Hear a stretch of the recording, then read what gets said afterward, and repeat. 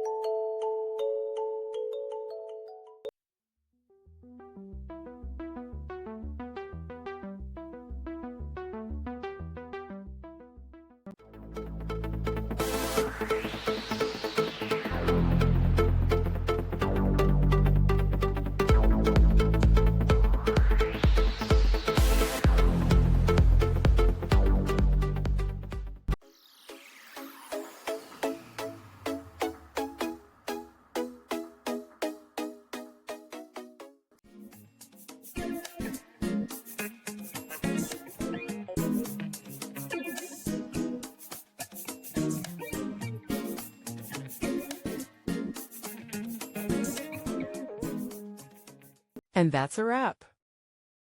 I hope you found the answer you were looking for. If you did, take a second to hit that subscribe button. It really helps out. And let me know in the comments which solution worked best for you. See you next time in the debug zone.